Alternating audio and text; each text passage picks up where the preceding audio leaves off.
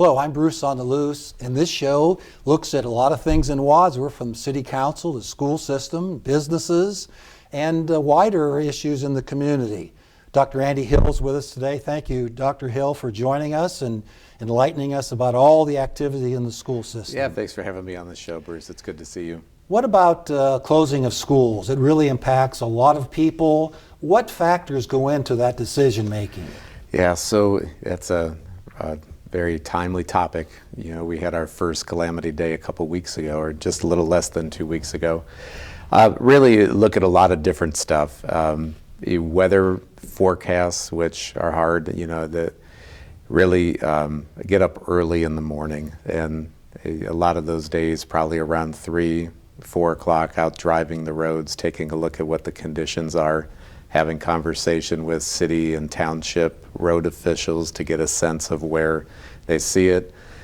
Conversations with other superintendents, especially those within our 4-city compact in the county of Medina.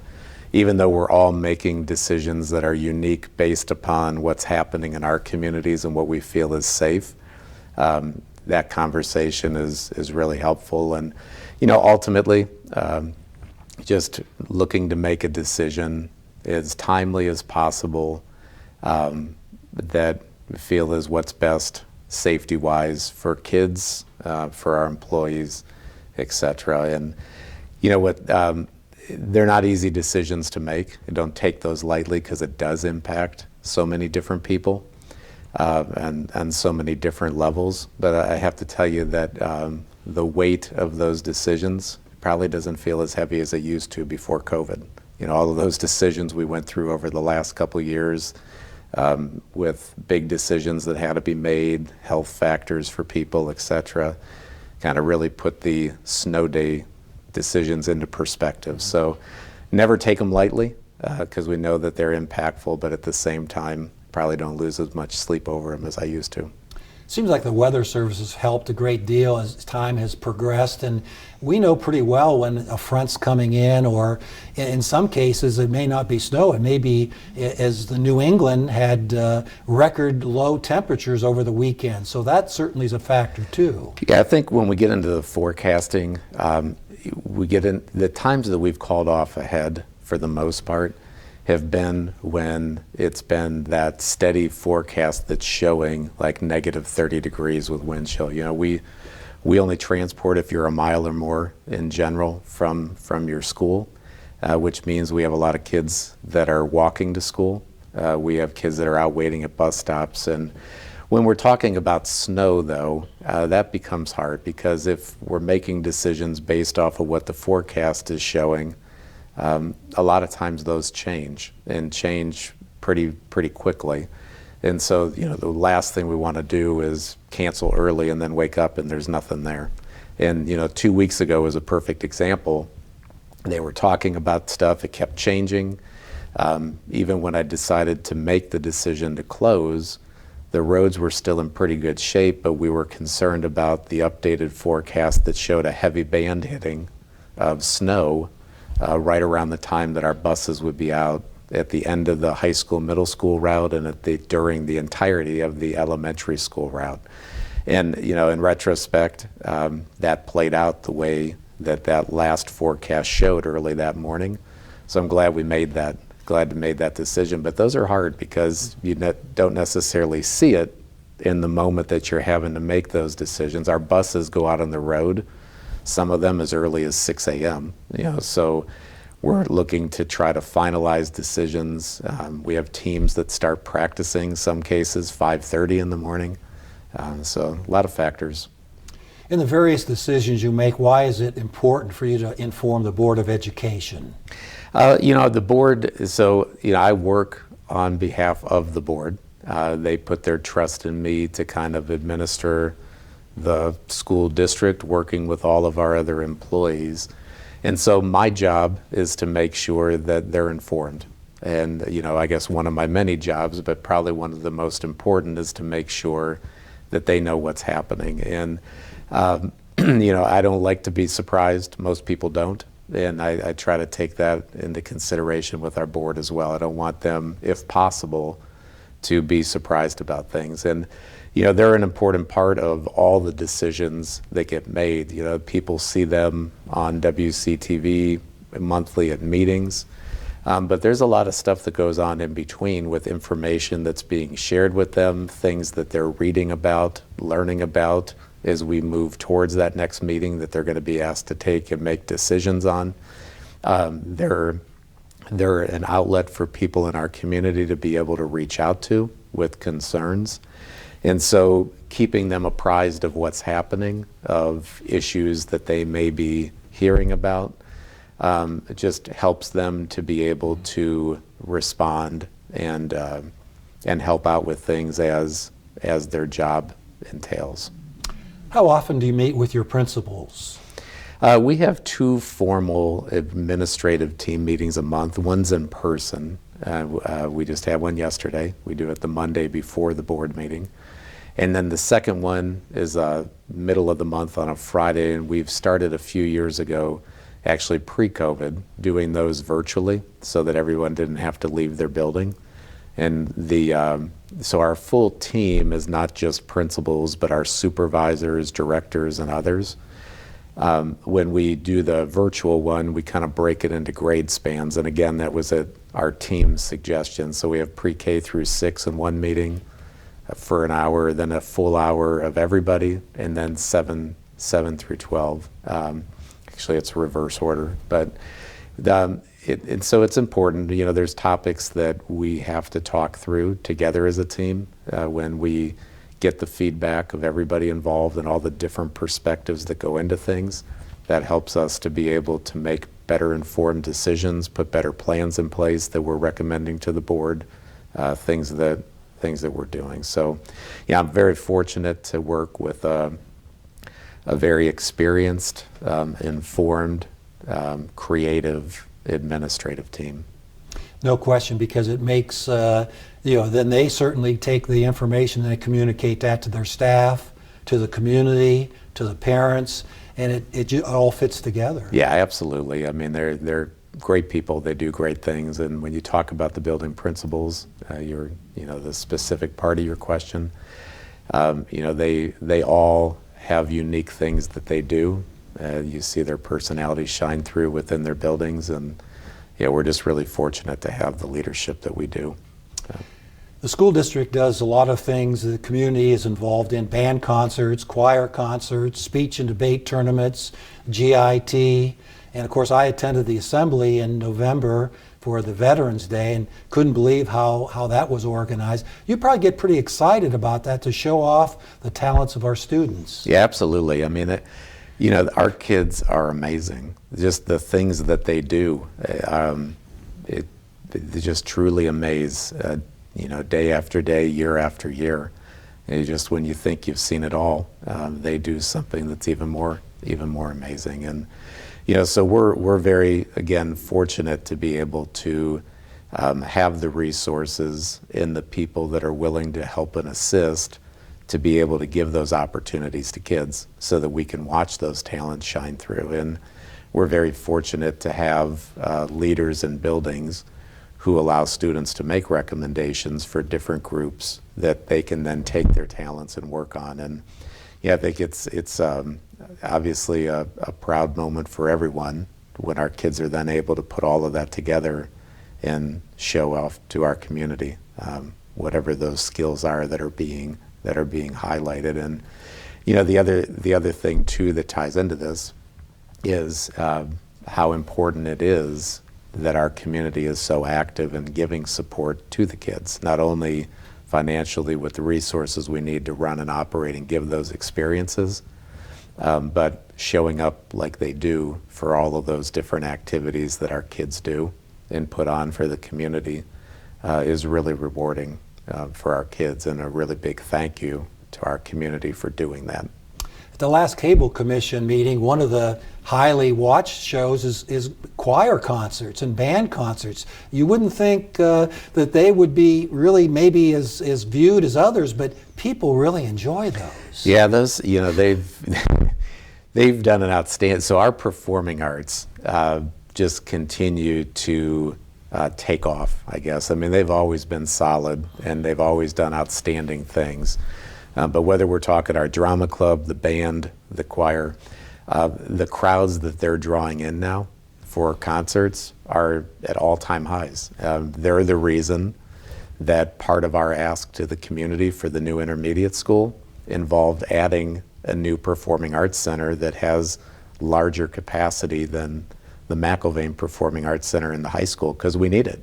You know, they're selling out those shows left and right. And so it doesn't surprise me to hear that those are some very highly watched shows on WCTV, because when we see the crowds that are coming in for those things, it's beyond expectation. And in those events, we really rely on our custodial staff, because that's a lot of extra work to get things set up and then clean up afterwards. They really do yeoman's work, don't they? Yeah, they absolutely do. You know, so we have over 650 employees in this school district, and every single one of them is important to us functioning together as a team and being able to do what we do. We're only as strong as our weakest link. And every job in this district is just as important as any other. There's no one job that's more important than any of the others. You know, if we're going to be able to offer the services to our kids, everybody's got to do, they do. And so in regards to our custodial staff, they do a phenomenal job. You know, our buildings are kept up very well. When we have large crowds like this high school building, you know, that we're in as part of the community center here, you're hard pressed to find many days of the week where there's not hundreds, if not thousands of people in and out all the time with different activities between youth sports and our own athletics and extracurriculars and performing arts and community events. And that staff is able to manage all of that and keep things looking really good. So they're an important part of everything here. Since you mentioned jobs, it gives me an opening to ask about last time we had you on the show, we were looking for bus drivers and cooks and some other tutors and teachers. Are we any better in that situation? Well, I'd love to tell you that we're no longer looking for those things, but that'd be lying. I think we're a little better. We've been able, I think our substitute teacher fill rate has climbed from where we were, which is great. But we still are challenged when it comes to filling some of our regular jobs that are less hours a day, maybe 2-3 hours, playground, cafeteria type help. We are always looking for bus drivers, vehicle drivers, and we're always looking for substitutes, whether it's on the teaching side or whether it's on the support staff side.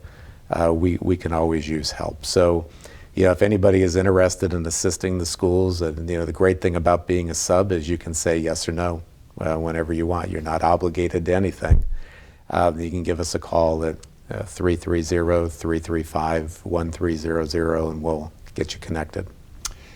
Being a well-rounded student, we talked about activities a few moments ago, but some of those activities really get the students excited, and it's kind of their niche. They really want to come to school. It affects their grades. They do well, and they really put their all into those extracurriculars, don't they? Oh, they absolutely do. You know, I think we've tried to look at our numbers before, and I think roughly 75% or more of our students are involved in some type of an extracurricular activity. And we've tried over the years here to expand the opportunities for extracurriculars, even through our elementary school, with adding some STEM clubs and drama club at the elementary level, chess club, other things. But those are definitely part of, I think, the overall well-rounded experience for students. You learn a lot. You learn a lot through extracurriculars, and not only about the topic that you're part of, but just life in general, life lessons. And I think that's what people take away a lot from their involvement in extracurriculars. A lot of coordination, meeting other students in other grade levels, and certainly the advisors and teachers are there to mentor and to help. And sometimes this is just a one-year thing. If someone is maybe backstage with a theater, they might do it several years. Yep, absolutely. Yeah, there's a lot of good opportunities for kids here. What about, I saw in the recent, I think we have a picture of this in the Suprema newsletter about diversified medical technology giving blood pressure checks to senior citizens. And it's a new program. It's, to me, a win-win for the seniors to find out where they're at health-wise, and experience for those students. Yeah, that program is gotten off to a great start. Amanda Reed, our teacher, is doing a phenomenal job. Actually saw Amanda this morning when I was walking through the high school early, and today's one of the days that her students are over here at the senior center doing the blood pressure checks. And I think twice a month they're over here doing that. She told me the last time that they were here, there was a line waiting when the kids got there. So I definitely think it's definitely a win-win. It's good experience for our students. It's providing a service to our community that people seem to value. And I go back again, we've talked about it before, but the whole vision to connect this community center to the high school campus was phenomenal. Just the partnerships and how they've played out, the opportunities to integrate our students with different parts of the community here have just been really, really amazing. And so it's great to see that new Four Cities program of ours, the Diversified Medical Technologies, being able to make that connection so quickly. Just another inroad to the senior citizens. Of course, we know they really embraced girls' basketball program for years. Yeah. Raking leaves for the senior citizens seems to be a very important aspect to them. And now this third area, and there's certainly others that they probably have a good feeling if they get that blood pressure check, and it's pretty good. They say, boy, the schools really helped me. Yes, yeah, it's a great thing, and we're very thankful for our seniors in the community for all they've done for this community and for their support of the schools over time. So it's nice for us to be able to get our kids involved and be able to give back in some small way. I did a show earlier in the fall with the Salvation Army, Ashley Farrell, the new lieutenant there, and she indicated to me in that show that the cost overrun for the new Salvation Army building went from $2.9 million to $3.5. Are you concerned with the fifth and sixth grade building about cost overruns? Yeah, so we've been, yes, it would be the short answer. We've made our way through the schematic design phase of that building. We ended up 27% over budget at that point. They told us that if it was if it was pre-COVID pricing, it would have been about 7%. We then went through the DD development stage and finished, and we were still roughly $6 million over budget, and that's because prices had continued to escalate. Like, we thought we caught about $10 million out after schematic design. It turned into really only about $3.8 million in savings because of price escalations. So we had a special board meeting a couple weeks ago, and our board identified a path utilizing interest rates that were unexpected, that have garnered some money from us placing those bonds when we first passed. We have some other things that we can shift around with how we're utilizing sales tax dollars out of our strategic plan. So we've identified a path to get us to be able to cover that difference as we move forward. So yes, it's a concern. We're told by our construction manager at risk that between now, the architect's finalizing construction documents, and when we anticipate going to bid at the end of March, that they believe it'll be a more controlled escalation, and that hopefully things don't continue to go as crazy as they did while we worked from schematic design through the DD stage. But it's definitely a concern. But we've been able to preserve what we promised the community, the space that's needed, not only for now, but for future expansion, like we promised the community, the Performing Arts Center, with what we've promised the community. And we've been able to do that working through value engineering that we believe is not going to shorten life expectancy of the building or create problems for us immediately. And then some other some other factors. So yeah, it's a challenge, but we've so far been able to work our way through it. And yeah, I've said to Doug Beeman, I wasn't involved in the process to build the 3 elementaries in this beautiful facility we're in. But coming in here a year after that building was completed, those buildings, I know they went through a similar process. He, Dr. Fortner, the board. And if the building we're sitting in is the end result of a value engineer project, how beautiful is it? You know, so I'm confident that we're going to deliver something to the community with the new intermediate school that's the same. This complex is absolutely amazing. It's hard to envision where value engineering took place. With your explanation, it seems like it's kind of a moving target. Things could change and they're in flux. Is that a lot to do with COVID? I think it probably that period of time factors into a lot of this stuff with the pricing and stuff, but it's definitely a moving target. I think we feel pretty confident, though, that what we'll see when we go to bid in March, and then we're still on target right now to break ground some point in June and open that building in time for the 25-26 school year. What about the current CIS facility?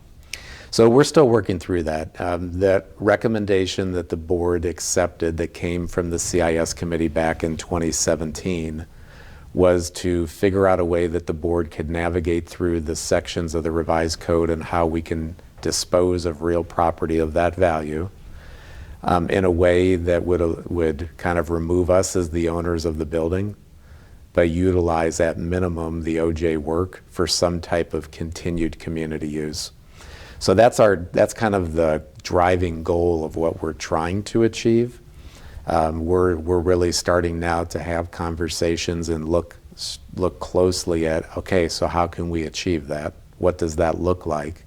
We've put some things out there during the levy time where our architects tied things into the visioning plan for the downtown area that the city put together in 2017 to kind of show how those things could tie together. But I think we're committed to that aspirational goal of doing our best to figure out how we work within the law to make that place at minimum, OJ work, something that will continue to be there for community. Governor DeWine last week was in Lakewood talking about school violence, and the officials there said that they really could use bulletproof glass for an area that looks down on their cafeteria for possibly their grant money. Where does Wadsworth fit into this possible grant? So we've received some of there's multiple state grants out there for safety. There's some through, I think it's the BWC, and then others directly through money the governor's been setting aside. We've received both. We received, I think the most recent version of what they just announced and gave winners to last week, where he was at Lakewood, and I think our neighbor Highland received a grant. I think it was round 4. We received money in it was either 2 or 3. So they were trying to hit schools that had not previously received it. Our understanding is that there'll be additional opportunities moving forward. Every time an opportunity opens, Steve Moore, our assistant superintendent, that kind of heads our safety committee with our school resource officers, puts together and submits an application on our behalf. So we anticipate that moving forward, we should be receiving at some point additional dollars from the state. We just don't know exactly when or what that will look like again. The safety glass stuff, we have areas of some of our buildings that have that type of a component to it where it's not easily shattered. And you try to find the right locations, high entrance places where you put that type of stuff. But there's a lot of stuff that our safety committee looks at that we implement kind of behind the scenes as safety protocols and precautions for our buildings. Officers Ben and Dan work closely with our counselors, and if I remember correctly, you indicated that now in the elementary we have a full-time counselor. that really has to really help in getting to know students. Yeah, absolutely. That's been a huge change for us. 10 years ago, we had some of our elementaries that maybe had 1 day of counseling service a week. Now every one of them has a full-time counselor in the pre-K through 4 buildings. So when we listen to our counselors talk about what they're able to do, and we listen to principals and teachers reflect on what their perception is that counselors are able to do, it's definitely increased significantly by having one person in each building. They're able to get to know kids better. They're able to be there and be present to be able to deal with real-time situations that come up every day. They're able to get into classrooms and do their counseling lessons much more frequently than when they're trying to split their time between multiple buildings. So that's truly, it's been a huge blessing for us to be able to do that. We're very thankful to the board for giving the okay to move forward with that.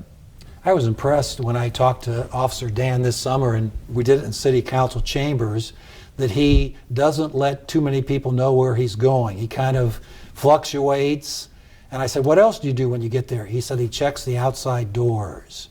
That had to make some people really happy. Yeah, yes, he's, Officer Dan and Ben, and before Ben, Adam, they've been a huge help and resource and great addition to our school district. And we're thankful for the city's commitment to be able to work with us and help us fund the ability to have these 2 officers in our school district. I think that it definitely brings an added presence that we're grateful for. I think it brings a sense of safety, security to many to know that they're there. And they're very involved in what happens in our buildings daily. They're very active and involved in looking out for issues, checking things like doors, watching out for other safety related things. And I can't say enough about how important and how successful I think that school resource officer program and our collaboration with Chief Chafin and Matt Hiscock and the others at the city have been. So we hope that can continue.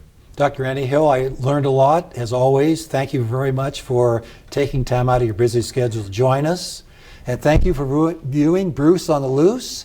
I am going to do a show coming up with the Medina County Metropolitan Housing Authority right around the corner. Thanks for viewing. You are watching WCTV, Wadsworth Community Television.